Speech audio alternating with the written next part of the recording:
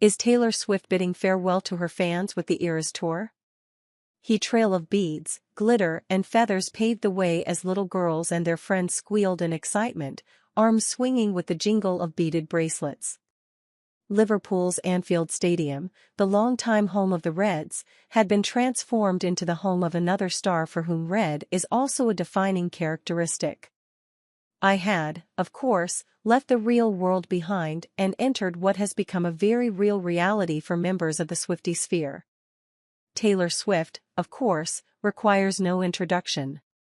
She's the girl next door who's reached stratospheric heights by virtue of her sweeter-than-pie aesthetic, lyrics that read like they'd been lifted straight from a teenage diary, and the fact that she has a very real talent for melodizing her moods. She's the girl who was raised on a Christmas tree farm in America with boy problems and the slightly dorky persona who could well be your friend, or your friend's friend. Her story reads like a Hallmark movie. As a non-Swiftie, nothing about her screams once-in-a-generation talent until you see her shimmy on stage, guitar in hand, singing to her 70,000 adoring fans as they wipe tears from their eyes and shout the lyrics back at her.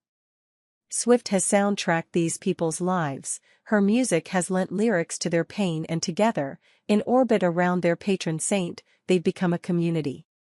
In a time where anybody can seemingly become a star with a swipe of their finger and a click of a camera lens, Swift belongs to a different league of celebrities who have earned their stripes, fame and cachet the old-fashioned way, by honing their craft and dedicating themselves to becoming the best in the world at it.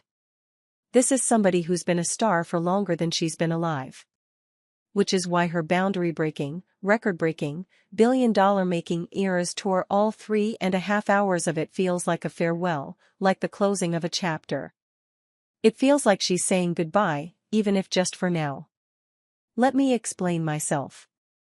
Swift continuing to write, produce, and make music or live her life freely in the eye of the public, which is to say the storm, has no bearing on my life. I came to this conclusion independently and objectively. Yes, I spent an enjoyable evening dancing in unison with scores of screaming girls and woke up with a voice that sounded like I had a 48-day camel blue habit.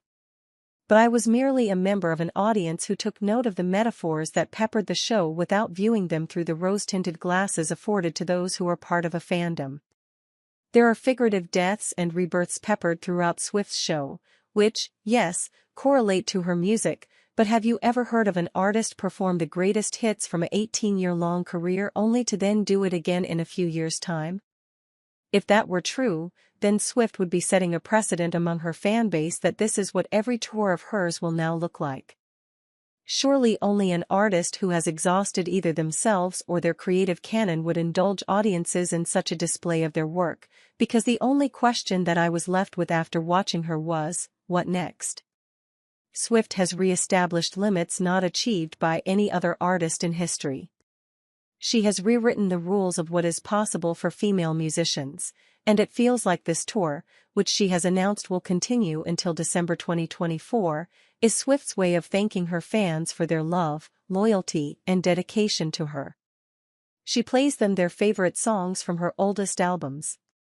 They have shown her loyalty throughout the mudslinging and misogyny which she's fallen victim to over the years, but there's no other reason for an artist to perform albums that were released over a decade ago unless it's as a means of extending gratitude and bidding so long. The nebulous sense of wonder at where her star ought to ascend to after the Eras Tour was a question that even tumbled from the lips of Swifties I attended the concert with. There is the original film she's confirmed to be writing and directing for Searchlight Pictures. There is her relationship with NFL player Travis Kelce, who has called her the biggest and best thing possible and is rumored to be planning a proposal for once her tour has concluded.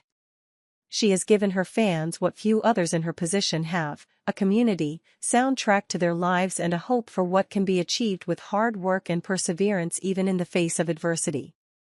In return, they have ensured that everything she has touched has turned to gold.